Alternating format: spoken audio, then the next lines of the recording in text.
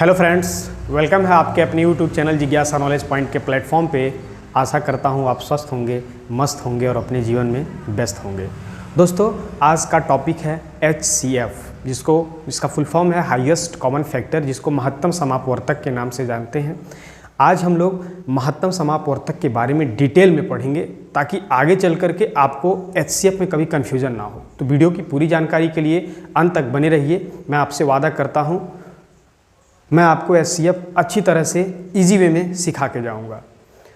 दोस्तों, HCF जिसका full form होता है हाईएस्ट कॉमन फैक्टर, जिसका फुल फॉर्म होता है हाईएस्ट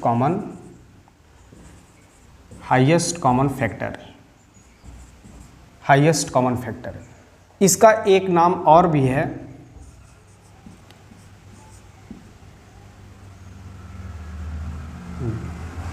GCD भी इसको कहते हैं। GCD जिसको बोला जाता है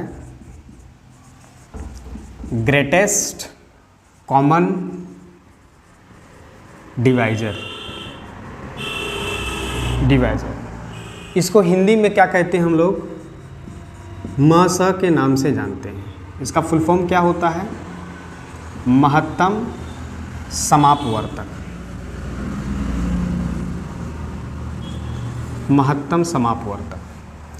देखिए, हम लोग कहा जाता है ना, किसी क्वेश्चन को अगर अच्छी तरह से आप पढ़ लेते हैं, अगर आप क्वेश्चन को ही समझ लेते हैं तो उसी में आपका पूरा उत्तर होता है। तो सबसे पहले ये जो आपको लिखा हुआ दिख रहा महत्तम समापवर्तक, महत्तम का मतलब क्या होता है? महत्तम का मतलब होता है सबसे बड़ा। समापवर्तक मतलब समापवर्तक समधन किससे? अपवर्तक से बना हुआ है। अपवर्तक को क्या बोलते हैं? फैक्टर। इसके बारे में समझ लीजिए, आपका वो HCF समझ में आ जाएगा। ठीक है। समधन अपवर्तक, यहाँ पर एक क्वेश्चन लेते हैं, कोई दो संख्या लेते हैं, तब आपको समझ में आ जाएगा। जैसे हमने यहाँ पर ले लिया एक 8 और यहाँ पर हमने ले लिया 12। तो अपवर्तक का मतलब क्या होता है? अपवर्तक का मतलब ऐसी संख्या जो इस संख्याओं को क्या कर देती हो? विभक्त कर देती हो, पूरा काट देती हो। जैसे 8 किससे किससे कट सकता है? 1 से और 2 से, फिर 4 से और खुद से ये कटेगा। इसमें जाइए, 12 किससे किससे कटेगा? 1 से, 2 से भी कटेगा, 3 से भी कटेगा, 4 से कटेगा, 6 से कटेगा और खुद 12 से कटेगा।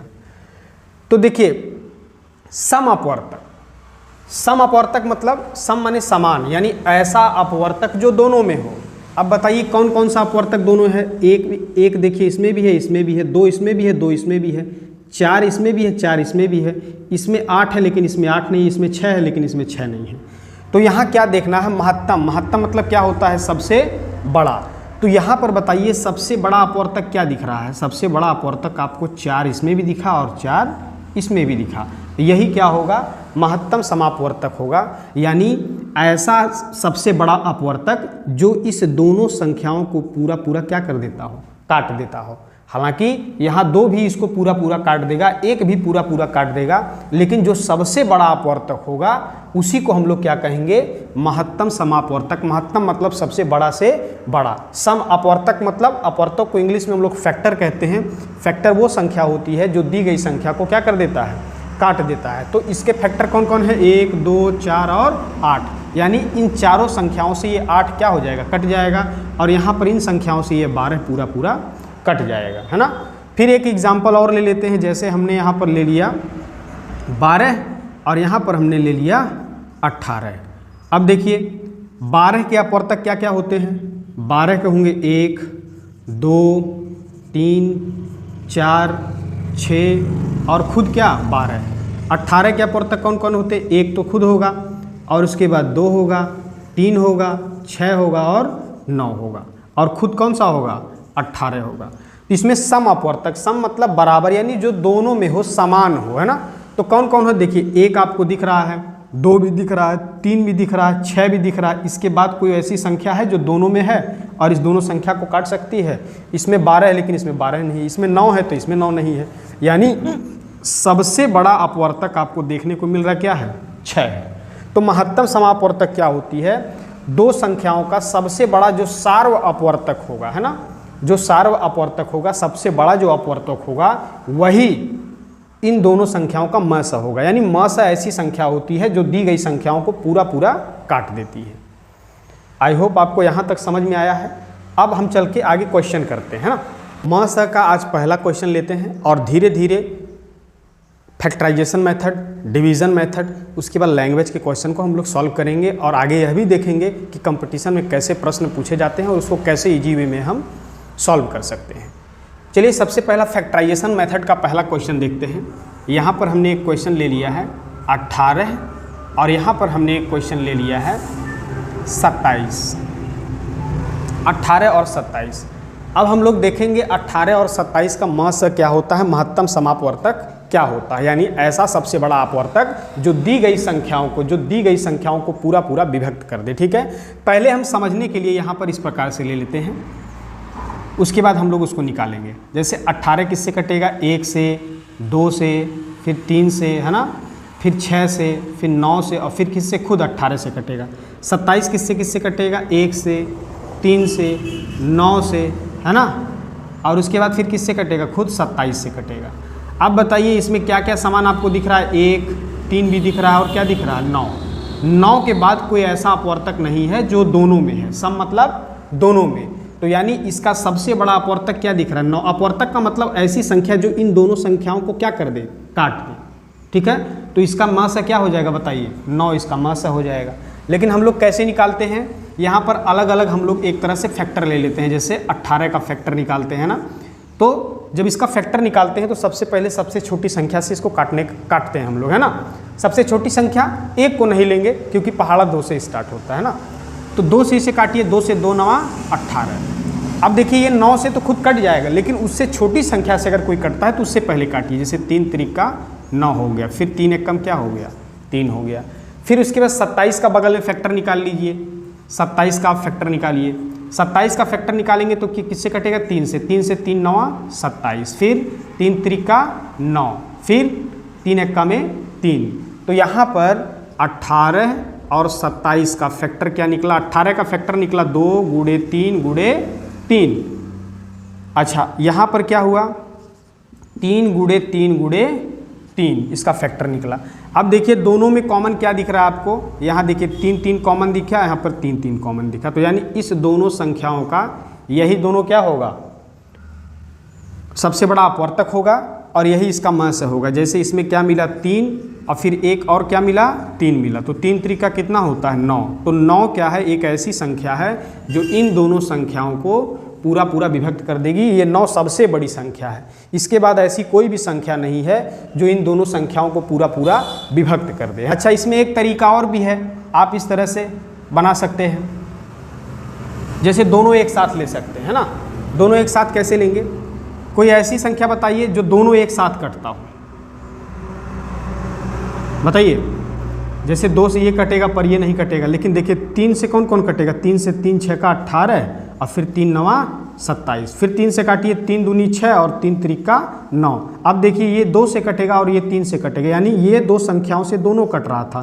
तो कौन कौन है? 3 त्रिका क्या हो गया? 9। इस प्रकार से भी आप निकाल सकते हैं कि इसका मस है ये होगा। पहला क्वेश्चन समझ में आ गया। अब हम लोग डिवीजन मेथड सॉल्व करके देखते हैं। देखिए अगला क्वेश्चन है 45 60 75। इस क्वेश्चन को हम लोग डिवीजन मेथड से सीखेंगे कि कैसे एचसीएफ ज्ञात करते हैं। तो देखिए डिवीज़न मेथड में क्या होता है, लोगों को यहाँ पर कन्फ्यूजन होता है। डिवीज़न मेथड में क्या करना है, आपको देखना है सबसे छोटी संख्या कौन है? 45 है। उससे बड़ी संख्या कौन है? 60 है। और उसके बाद 75 है। तो आपको सबसे छोटी संख्या से उसके बाद वाले यानी जो सेकंड नंबर पर बड़ी संख्या आती है उसमें आपको भाग देना है। तो भाग दीजिए। 45 से कम क्या हो जाएगा? 45। कितना बच गया? इसको आप लेस कीजिए तो यहाँ कितना बच जाएगा? 15 बचेगा। फिर जो बचा है शेष उससे किसमें भाग देना है? जिससे हम लोग भाग दिए थे, 45 से भाग दिए थे इसमें। 15 तिया क्या हो गया 45 हो गया, 15 तिया 45। अब यहाँ पर विशेष ध्यान देने वाली बात क्या है कि कौन सी संख्या से ये कटा है। 15 ही एक ऐसी संख्या थी जिससे 45 पूरा पूरा विभक्त हो गया। यानी आप फिर क्या करेंगे, 15 से जिससे पूरा पूरा संख्या कट गया है उसी से फिर अगले संख्या में भाग देंगे, यानी 75 में भाग देंगे, है ना। तो 15 से 75 में भाग देंगे तो कितना हो जाएगा, 15 पचे 75। ये भी देखिए पूरा पूरा कट गया। तो ऐसी कौन सी संख्या थी जिससे ये दोनों संख्याएं कट गए, तो 15 थी। तो सीधा यहाँ पर लिख देंगे क्या चीज़, HCF of 45, 60 and 75 equals to कितना हो गया 15। 15 ये सबसे बड़ी संख्या है जो इस तीनों संख्याओं को काट देती है। जैसे देखिए 15 तिया 45, 15 चौका 60 और 15 पचे 75, है ना। तो यहाँ तक आपको समझ में आ गया। अच्छा, एक आध प्रकार इस प्रकार का प्रश्न होता है, जैसे देखिए क्वेश्चन आ जाएगा कि 9 और क्या ले लें 7, 9 और 7, इसमें पूछा जाता है ये बताइए 9 और 7 का म स क्या होगा, 9 और 7 का म स क्या होगा। तो देखिए दोस्तों यहाँ पर इस प्रकार से हम लिख देते हैं 9 और यहाँ पर 7। ये बताइए 9 का फैक्टर क्या क्या होगा, 1, 3 और खुद 9 होगा। 7 का फैक्टर क्या होगा, 1 और क्या होगा, खुद 7 होगा। तो बताइए यहाँ पर आपको क्या मिलता हुआ नज़र आ रहा है, केवल एक ही तो नज़र आ रहा है। सबसे बड़ा क्या, दोनों में अपवर्तक क्या है, एक ही है, इसके बाद कोई संख्या नहीं। यानी 9 और 7 का फैक्टर क्या होगा, 1 होगा और यही इसका क्या होगा, म स होगा। लेकिन जब लोग ऐसे बनाते हैं तो कन्फ्यूज हो जाते हैं। जैसे 9 का फैक्टर अलग निकालते हैं, 3 से 3 त्रिका 9, फिर 3 एक्का में 3, फिर यहाँ पर 7 का फैक्टर निकाले, 7 से ही कटेगा, 7 एकम 7 कट गया। अच्छा, यहाँ पर जब आप लिखते हैं 9 का फैक्टर 7 का फैक्टर, 9 का फैक्टर कितना है 3 गुणे 3 और 7 का फैक्टर है 7। अब इसमें आपको कुछ मिलता हुआ नज़र नहीं आ रहा है तो लोग कन्फ्यूज हो जाते हैं कि आखिर इसका म स क्या होगा। तो यहाँ पर देखिए लास्ट में एक संख्या क्या बची हुई है, 1 बची हुई है। तो 1 किससे विभक्त होता है, 1 से ही विभक्त होगा, लेकिन 1 से विभक्त करेंगे तो फिर 1 आएगा। यानी इसके बाद एक संख्या और होती है 1, इसको ज़रूरत पड़ने पर हम लोग लिखते हैं। यानी इस दोनों संख्या में कुछ नहीं मिला तो क्या मिल रहा है, 1 मिल रहा है। यानी 9 और 7 का म स कितना हो जाएगा, 1 हो जाएगा। यहाँ तक आपको समझ में आ गया। अब देखते हैं लैंग्वेज में कैसे आपसे क्वेश्चन पूछा जाता है ना। तीसरा क्वेश्चन है, वह बड़ी से बड़ी संख्या बताइए जिससे 125 और 94 को भाग देने पर प्रत्येक दशा में एक शेष बचे। तो सबसे पहले देखिए हमको बड़ी से बड़ी संख्या ज्ञात करना है, यानी महत्तम समापवर्तक। और वो जो बड़ी से बड़ी संख्या आएगी उस संख्या से ये दोनों संख्या कट जाने चाहिए, ठीक है। अच्छा, कट जब क्या बोला है, 125 94 को भाग देने पर प्रत्येक दशा में एक शेष रहे, एक शेष भी बचना चाहिए, तब कैसे होगा बताइए।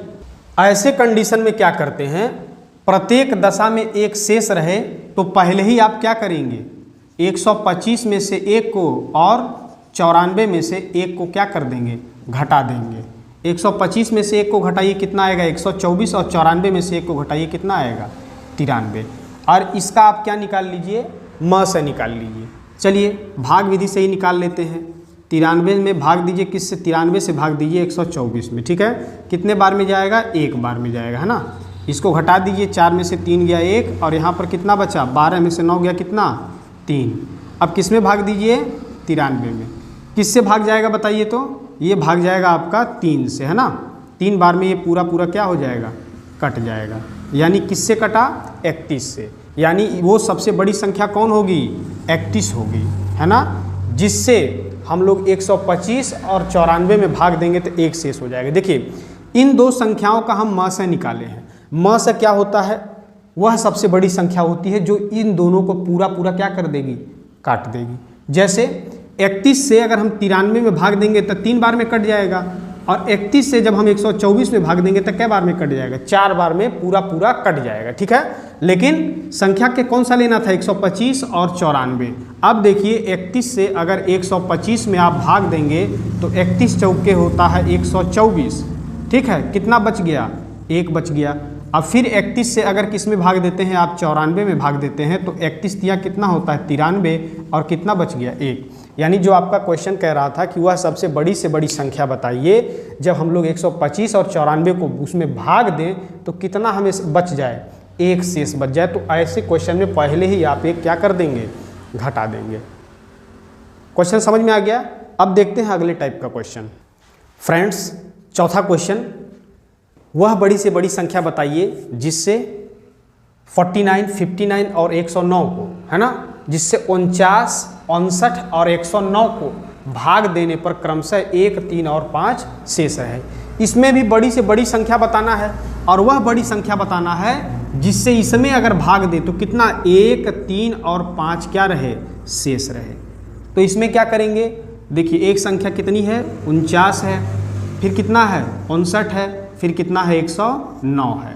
तो देखिए पहले क्वेश्चन में कितना शेष रहना चाहिए, 1 पहले संख्या में, दूसरी संख्या में कितना 3 और तीसरी संख्या में कितना शेष होना चाहिए 5। तो इसको क्या करेंगे हम, पहले ही क्या कर लेंगे, घटा लेंगे। तो 49 में से 1 घटाइएगा तो कितना आएगा, 48 आएगा, और 59 में से 3 घटाइएगा तो कितना आएगा बताइए, 56 आएगा, है ना, और 109 में से 5 घटाइएगा तो 104 आएगा। पहले ही आप घटा लेंगे।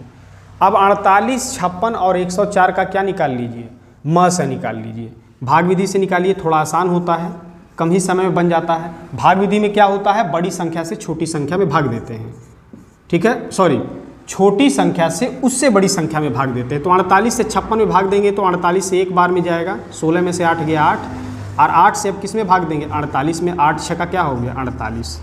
जिस संख्या से यह संख्या पूरा विभक्त हो गई है उसी संख्या से जो रह गई संख्या उसमें भाग देंगे।